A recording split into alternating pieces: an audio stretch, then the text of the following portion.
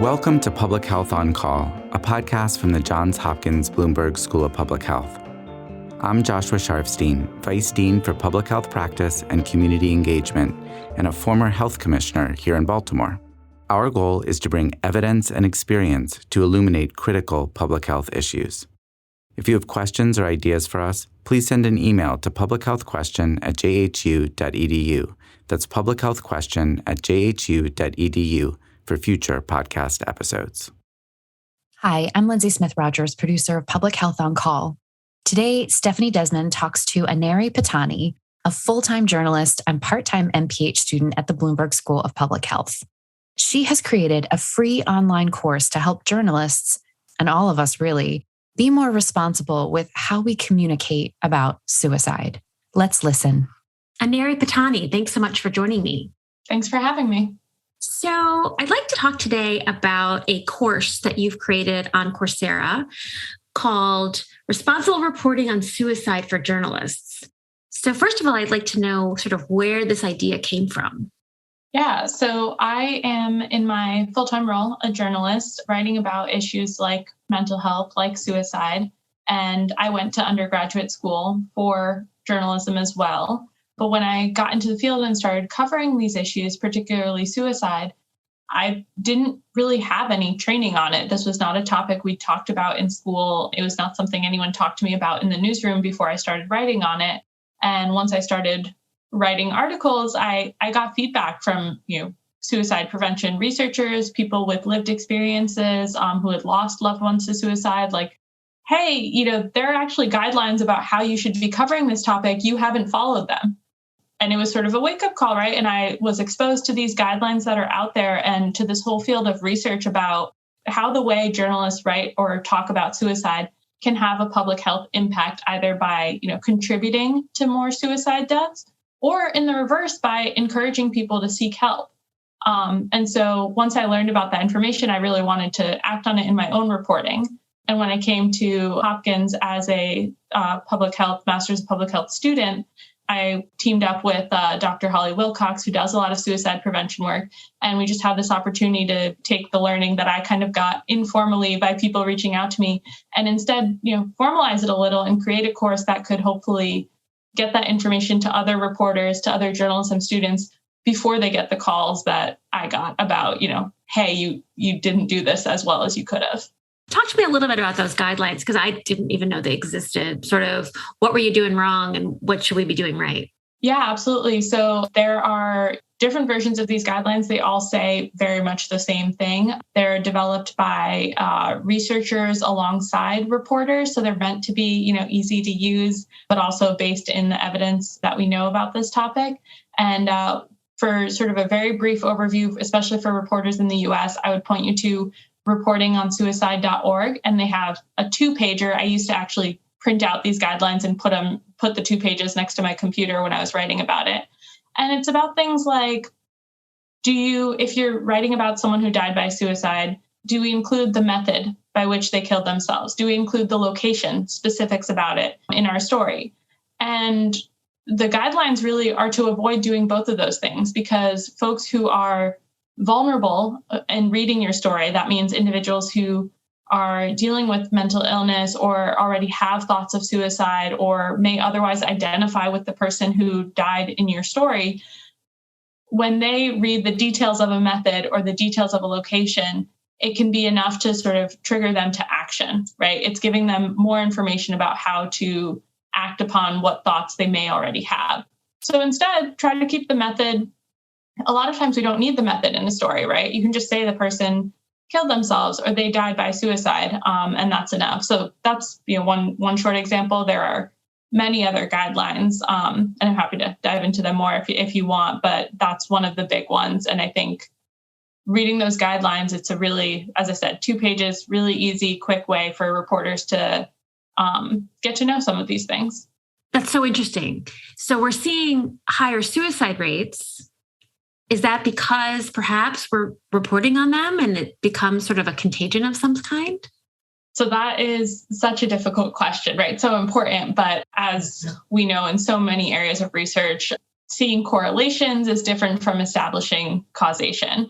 And so with the research on media reports and suicide trends, this is sort of an area where, folks have been looking at if there's an influx of news stories about a suicide, is there an increase in suicide death rates after that? Is it specific, to geographic location? Is it specific to the, type of suicide that was covered?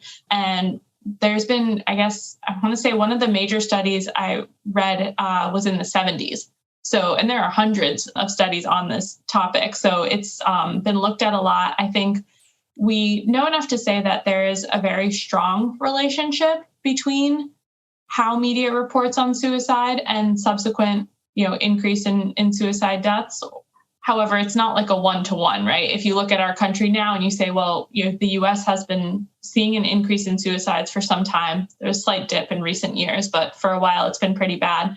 I don't think anyone is going to say it's solely, media reporting that is leading to that. Could it be one of the many factors? I think, yeah, we do have the research that suggests that this could be one of the factors among them.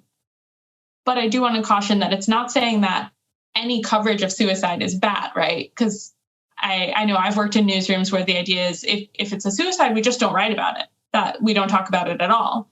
And that's not what the guidelines are saying. That's not what the research says. It's not to say we should never be covering this topic, but rather we should be covering this topic responsibly and following some basic guidelines and having, careful conversations and thoughtful considerations about what we include in our stories. But there is still really helpful components to talking about suicide, to explaining the research, explaining the warning signs to readers, things like that. Why do we have such a hard time communicating about suicide? It's uncomfortable, right? I mean, I think it's a topic that has so many different dimensions. It's been one of my first newsroom jobs. I covered suicide as a crime reporter, right? I covered homicides, I covered fires, and I also covered suicides. So we've, in society at some point looked at it as a crime. There are, religious, moral dimensions where people will think of it as a sin. There's aspects of shame that come with it, or families who have dealt with this issue.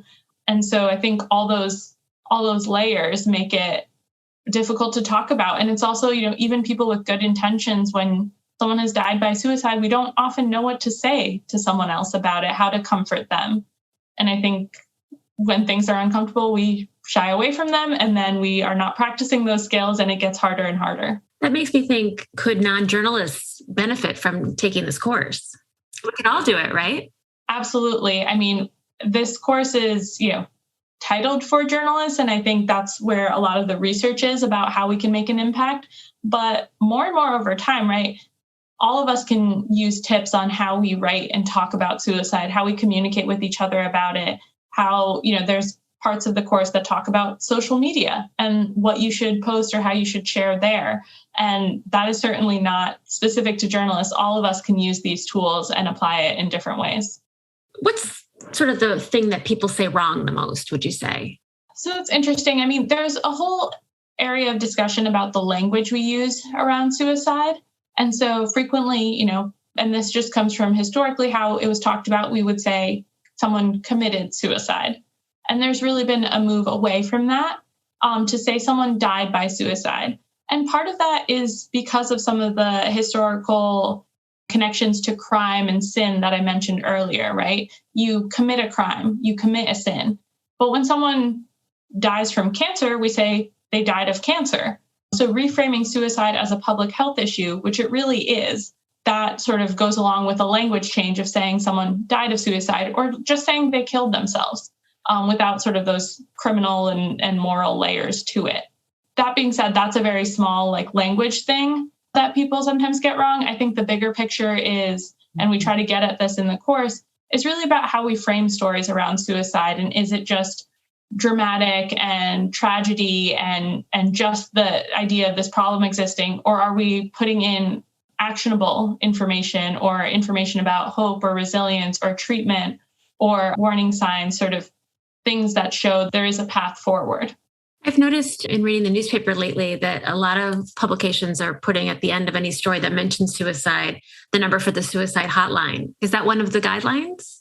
Yes, absolutely. So including information resources for folks who, again, might be vulnerable coming to your story, giving them in that same spot information of how to seek help is one of the guidelines. And we actually talk about this in the course more and more as there are, web analytics of that I look at as a reporter of, how far into my story does someone scroll before they click away?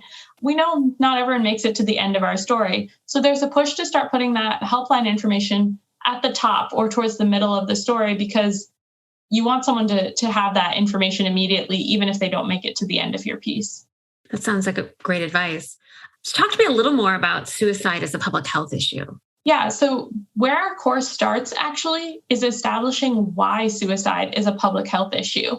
And that seems really basic, but I think a lot of us haven't necessarily taken the time to think about suicide in that way.